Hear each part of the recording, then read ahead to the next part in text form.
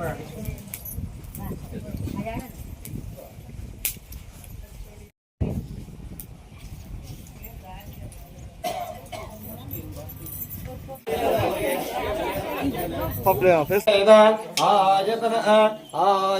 ಭವತಿಮ್ಯ ನಮಸ್ಕಾರ ಮಾಡ್ಕೊಳ್ಳಿ. ತಿಂಗಳಾಯ್ತಂತ ನಡೆದಿದ್ದು ನಾನು ಕೇಳಿದ್ನ ನಮ್ಗೇನು ಕಂಪ್ಲೇಂಟ್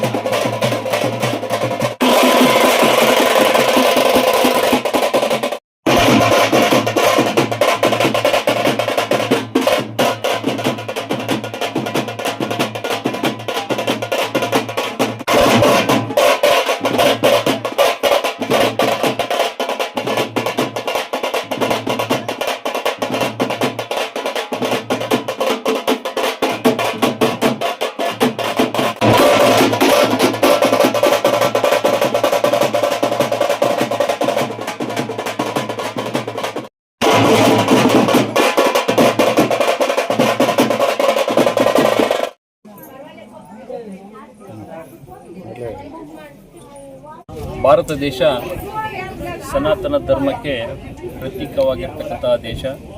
ಇದರಲ್ಲಿ ದೇವರುಗಳನ್ನು ಆರಾಧಿಸತಕ್ಕಂಥದ್ದು ತುಂಬ ವರ್ಷಗಳಿಂದ ಬೆಳೆದು ಬಂದಿರತಕ್ಕಂಥದ್ದು.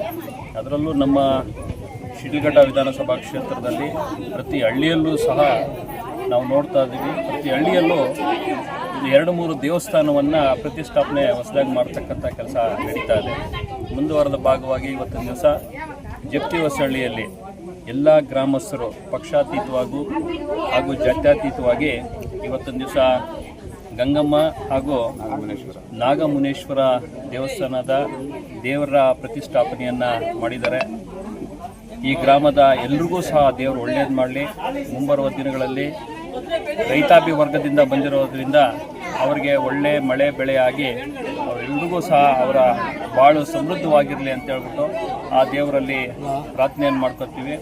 ನಮಗೆ ತುಂಬ ಸಂತೋಷ ಆಯಿತು. ಬಂದಾಗ ನಮ್ಮನ್ನು ರಿಸೀವ್ ಮಾಡ್ಕೊಂಡಿದ್ದಾಗಲಿ ಹಾಗೂ ದೇವರ ಸನ್ನಿಧಿಯಲ್ಲಿ ನಮಗೂ ಸಹ ಒಳ್ಳೆಯದಾಗಲಿ ಅಂತೇಳಿ ಅವರು ಅರಿಕೆ ಮಾಡ್ಕೊಂಡಿದ್ದಾಗಲಿ ನಮಗೆ ತುಂಬ ಸಂತೋಷ ಆಯಿತು. ಮುಂದಿನ ದಿನಗಳಲ್ಲಿ ಈ ದೇವಸ್ಥಾನದ ಅಭಿವೃದ್ಧಿಗೆ ಅವರೊಂದಿಗೆ ನಾವು ಇರ್ತೀವಿ ಅಂತ ಹೇಳ್ಬಿಟ್ಟು ಇವತ್ತಿನ ದಿವಸ ತಿಳಿಲಿಕ್ಕೆ ನಾವು ಇಚ್ಛೆ ಪಡ್ತೀವಿ.